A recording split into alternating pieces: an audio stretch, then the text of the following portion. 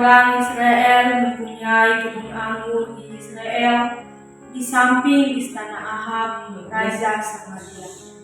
Berkatalah Ahab kepada Nabot, "Berikanlah kepadaku kebun anggurmu itu, supaya kujadikan kebun sayur, sebab letaknya dekat rumahku. Aku akan memberikan kepadamu kebun anggur yang lebih baik daripada kebun anggur itu sebagai gantinya.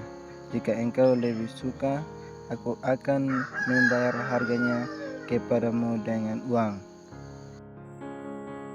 Jawab Nabot kepada Ahab, Kiranya Tuhan menghindarkan aku daripada milik pusaka nenek moyangku kepadamu.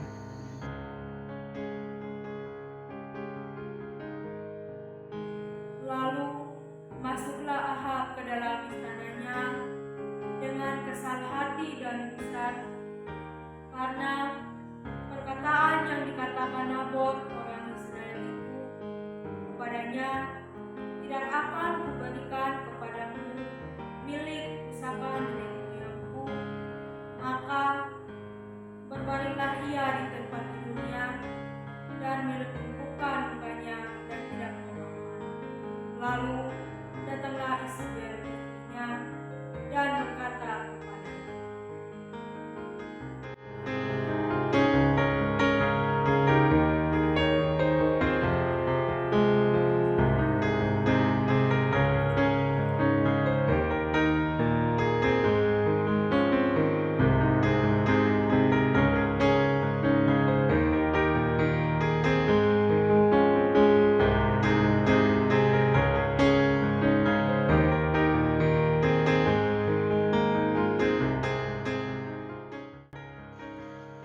"Apa sebabnya hatimu kesal, sehingga engkau tidak mau makan?"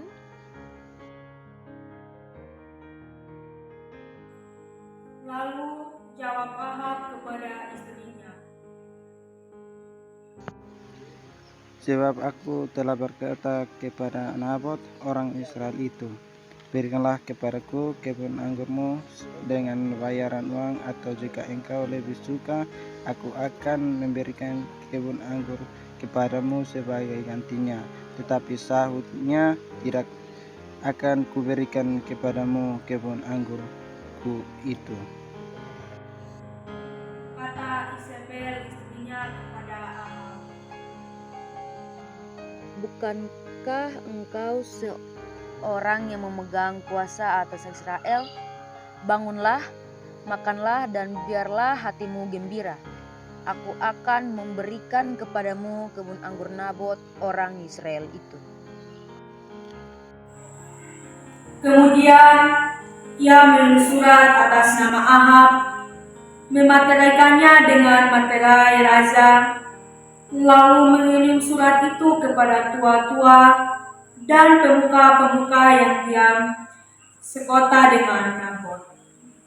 Dalam surat itu ditulisnya demikian, "Maklumkanlah kuasa dan suruhlah Nabot duduk paling depan di antara kalian. Suruh jugalah 2 orang bersila duduk menghadapinya, dan mereka harus naik saksi terhadap dia dengan mengatakan, 'Engkau telah mengutuk Allah dan Raja.' Sesudah itu bawalah dia keluar dan lukalah dia dengan batu sampai mati. Orang-orang sekotanya, yakni tua-tua dan pemuka-pemuka yang diam di kotanya itu, melakukan seperti yang diperintahkan Isabel kepada mereka, seperti yang tertulis dalam surat yang dikirimkannya kepada mereka. Mereka memaklumkan kuasa dan menyuruh Nabot duduk paling depan di antara kalian. Kemudian datanglah 2 orang, yakni orang-orang bersila itu, lalu duduk menghadapi Nabot. Orang-orang bersila itu naik saksi terhadap Nabot di depan rakyat. Katanya, "Nabot telah mengutuk Allah dan Raja." Sesudah itu mereka membawa dia keluar kota, lalu melempari dia dengan batu sampai mati. Setelah itu Mereka menyuruh orang kepada Isabel mengatakan Nabot sudah dilempari sampai mati. Segera sesudah Isabel mendengar bahwa Nabot sudah dilempari sampai mati, berkatalah Isabel kepada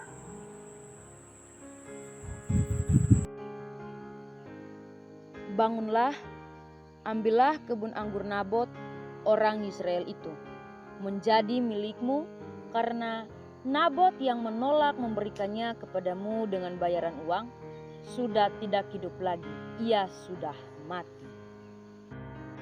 Segera sesudah Ahab mendengar bahwa Nabot sudah mati, ia bangun dan pergi ke kebun anggur Nabot orang Israel itu untuk mengambil kebun itu menjadi milik. Tetapi datanglah firman Tuhan kepada Elia orang Israel itu, bunyinya, Bangunlah, pergilah, menemui Ahab, raja Israel yang di Samaria. Ia telah pergi ke kebun anggur Nabot untuk mengambil kebun itu menjadi miliknya. Katakanlah kepadanya.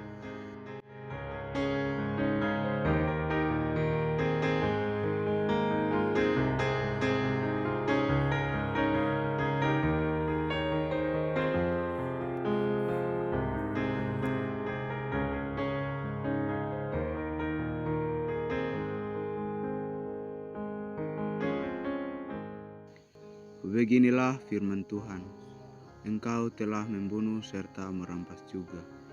Di tempat anjing telah menjilat darah Nabot, di situ jugalah anjing menjilat darahmu. kata Ahab kepada Elia, Sekarang engkau mendapatkanku, hai musuhku.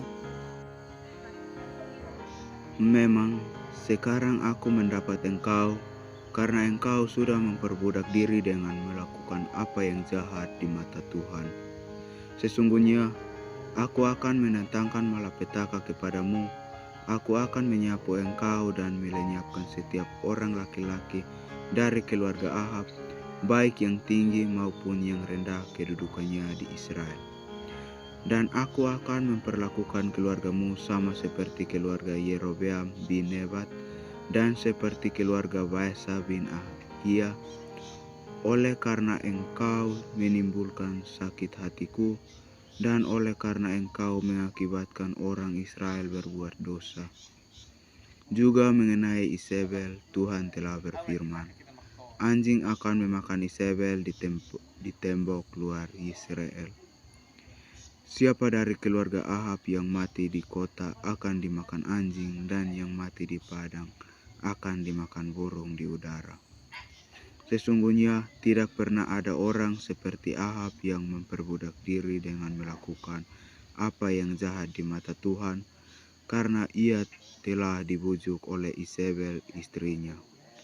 Bahkan ia telah berlaku sangat keji dengan mengikuti berhala-berhala, tepat seperti yang dilakukan oleh orang Amori yang telah dihalau Tuhan dari depan orang Israel. segera sesudah Ahab mendengar perkataan itu, ia menggoyahkan pakaiannya, mengenakan kain babu pada tubuhnya, dan berpuasa.